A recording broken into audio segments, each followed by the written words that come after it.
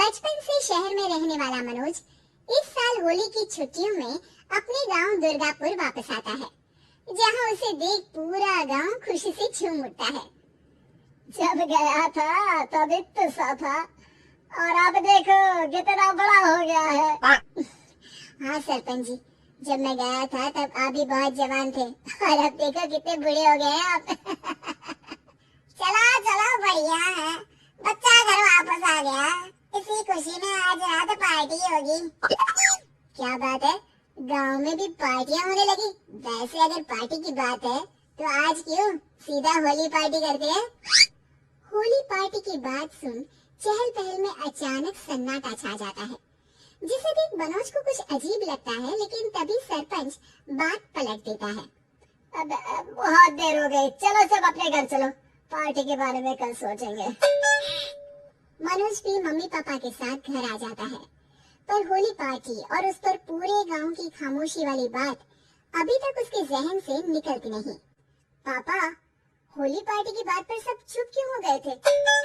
अरे होगी उनकी कोई अपनी बात, मुझे गांव की पंचायत ही थोड़ी पता है। थक गया हूँ, चलो सो जाते हैं, कल बात करते हैं। पापा की बात मानते हुए मनोज भी सोने चला जाता है। आज तो छुपा लिया, लेकिन हफ्ते बाद जब होली का दिन आएगा तब इसे कैसे रोकोगी? अगली सुबह सूरज के साथ ही मनोज भी गांव घूमने निकल जाता है, जिस पर रास्ते में उसे अपनी ही उम्र के कुछ लड़के भी मिलते हैं, जिनसे दोस्ती कर अब वो उनके साथ घूमने लगता है। इसी तरह कुछ दिन बीत जाते हैं और होली नजदीक आने लगती है। दोस्तों, होली में 4 दिन ही बचे हैं, पर गांव में उसकी कोई तैयारियां क्यों नहीं दिख रही? क्योंकि यहाँ होली नहीं मनाई जाती। अरे पर ऐसा क्यों? वो राजा भूषण, अरे तुम 4 दिन के लिए आए हो, क्या इतना सोच रहे हो? चलो कुछ खाने चलते हैं। इसी के साथ एक बार फिर होली की बात को टलते हुए देख मनोज को शक होने लगता है। वो घर पहुंचते ही इंटरनेट पर अपने गांव और राजा भूषण के बारे में जानकारी निकालने लगता है। क्या?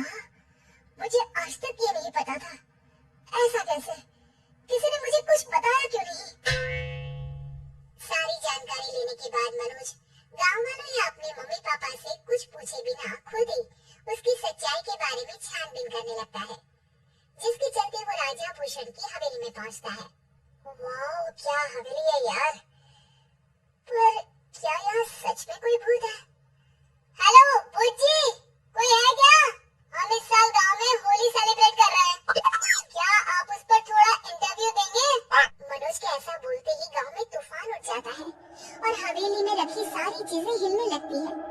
एक अदृश्य शक्ति मनोज को धक्का देकर हवेली से बाहर निकाल दरवाजा बंद कर लेती है। ये सब देख मनोज हैरान रह जाता है। क्या अभी मुझे हवा ने धक्का देकर बाहर निकाल दिया? मेरे होते हुए इस गांव में कभी होली नहीं बन सकती, इसलिए दोबारा ऐसी कोशिश भी मत करना, अंजाम बुरा होगा।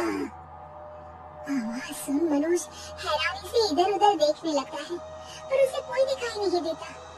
वो गांव वापस आ जाता है, जहां तूफान की वजह से सब कुछ तहस नहस हो चुका होता है। आखिर ये तूफान आया कैसे? ना ऐसा कोई मौसम था और ना ही हमने होली का त्योहार बनाने की बात की थी। सरपंच की बात पर कोई रिएक्शन दिए बिना मनोज चुपचाप अपने घर चला जाता है। इस तरह देखते ही देखते होली का दिन भी आ जाता है और मनोज रंग लेकर गांव में निकल जाता है, लेकिन गांव पूरी तरह खाली होता है। अरे त्योहार का दिन है, धूमधाम की जगह मातम क्यों मनाया हुआ है? मनोज की आवाज सुन सब अपने घर की खिड़कियां खोल के घर के अंदर से ही उसे वापस जाने के लिए कहने लगते हैं, पर वो किसी की नहीं सुनता। तुझे पहले भी समझाया था, अगर होली खेलने की कोशिश भी की तो अच्छा नहीं होगा। अरे बात मान लो बेटा, तुम्हें सच नहीं पता। मुझे सब पता है। सालों पहले इस राजा ने एक अंधविश्वास फैलाया और आप लोग आज तक उसे मानते आ रहे हो। अरे बेटा, जब तुम पैदा भी नहीं हुए थे उससे भी बहुत पहले से इस गांव पर होली का श्राप है। अगर गांव में होली का त्योहार मनाया जाता है तो प्रलय आना पक्की बात होती है। राजा भूषण इस सब में नहीं मानते थे और त्योहार मनाने लगे। जिसके चलते होली वाले ही दिन पहले उनके बेटे की और फिर उनकी मृत्यु हो गई। तभी से गांव की रक्षा के लिए उनकी आत्मा उस हवेली में रह रही है। सबकी बातें सुन मनोज उलझन में पड़ जाता है। सोचना भी मत मनोज, अगर तुमने इस परंपरा को तोड़ने की कोशिश भी की तो उसका परिणाम इस गांव और गांव के लोगों के लिए अच्छा नहीं होगा।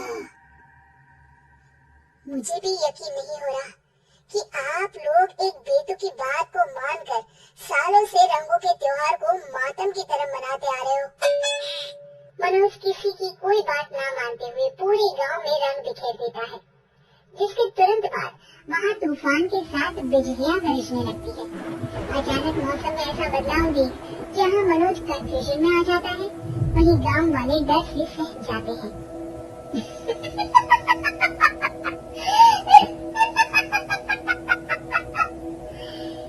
इस लड़के ने हमारे जैसे सिर्फ अपने स्वार्थ के लिए नहीं बल्कि पूरे गांव की खुशियों के लिए यहाँ होली मनाई है, जिस वजह से अब इस गांव पर होली का श्राप टूटता है।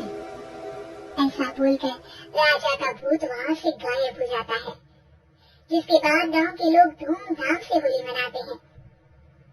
खुशियों के रंग गांव में बिखरे ही होते हैं कि अगली सुबह अचानक मनोज कहीं गायब हो जाता है और एक बार फिर गांव में होली का नया राज शुरू हो जाता है।